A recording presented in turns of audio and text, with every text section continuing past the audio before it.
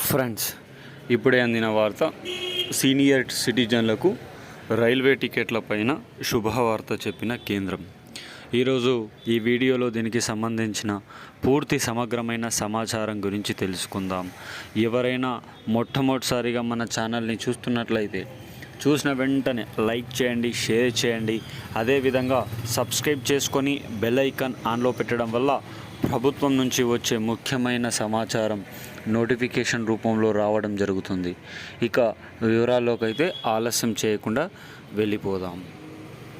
ఫిబ్రవరి 1న కేంద్ర ఆర్థిక మంత్రి నిర్మలా సీతారామన్ గారు ప్రవేశపెట్టబోయే ఫిబ్రవరి నెలలో బడ్జెట్ పైన సీనియర్ సిటిజన్లు శుభవార్తల కోసం వేచి చూస్తున్నారు. రైల్వే టికెట్ల పైన రాయితీని కేంద్ర ప్రభుత్వం కల్పిస్తుందని కోరుతున్నారు.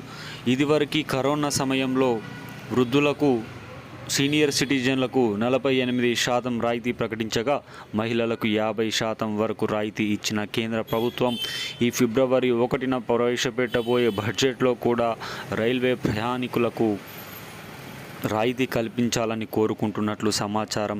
ఏది ఏమైనా భారతదేశ వ్యాప్తంగా ఉన్న రైల్వేస్లలో ఇండియన్ రైల్వే యొక్క ప్రణాళిక తీరు అమోఘం, అభినందనీయం.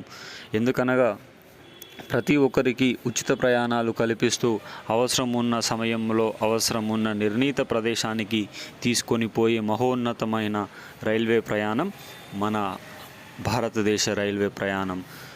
ఉత్తరప్రదేశ్లో జరుగుతున్న మహాకుంభమేళకు ఒకే రోజు 348 రైళ్లు నడిపిన ఘనత మన భారతీయ రైల్వేదని చెప్పుకోవడంలో ఎలాంటి సందేహము లేదు.